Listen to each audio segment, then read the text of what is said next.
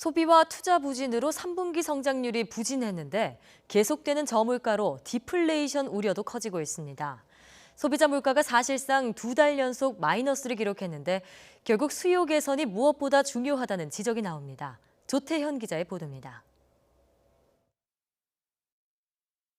이곳은 서울 시내에 있는 한 대형 할인점입니다. 매장 곳곳에서 저렴한 상품을 찾아볼 수 있는데요.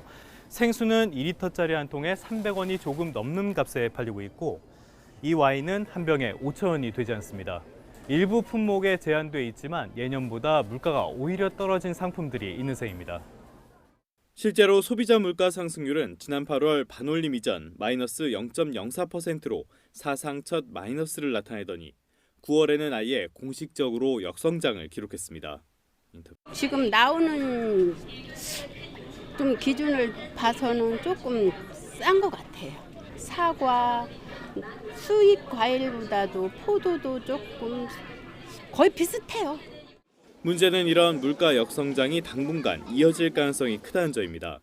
지난달 생산자 물가는 1년 전보다 0.7%나 급락했습니다.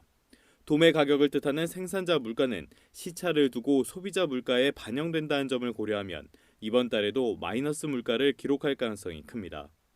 물가 전망을 말하는 기대 인플레이션율도 매달 최저 기록을 경신하고 있습니다. 이에 따라 지속적인 물가 하락을 말하는 디플레이션 우려는 한층 더 커지는 분위기입니다.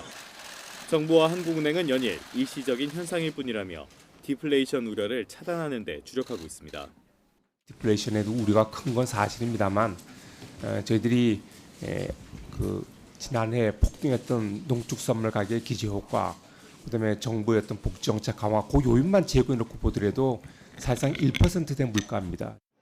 하지만 시장에서는 저물가에 대한 우려의 시선을 거두지 못하는 분위기가 강합니다.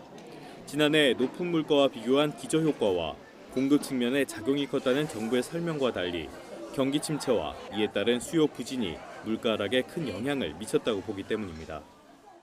글로벌 경기 부진으로 인해서 석유를 비롯한 국제 원자재 가격이 높지 않은 측면도 작용을 했지만 전반적인 경기 부진으로 인해서 생산자들이 물건 가격 상승을 제품에 반영하고 있지 못한 결과로 해석이 됩니다. 저물가는 결국 기업의 실적 악화를 불러와 고용과 투자를 위축하게 해 다시 수요 부진으로 이어지는 악순환의 고리를 만들게 됩니다. 따라서 정부가 상황을 냉정히 판단하고 수요 회복, 다시 말해 궁극적으로 경기를 개선하기 위한 정책적인 노력에 집중해야 한다는 목소리가 커지고 있습니다. YTN 조태현입니다.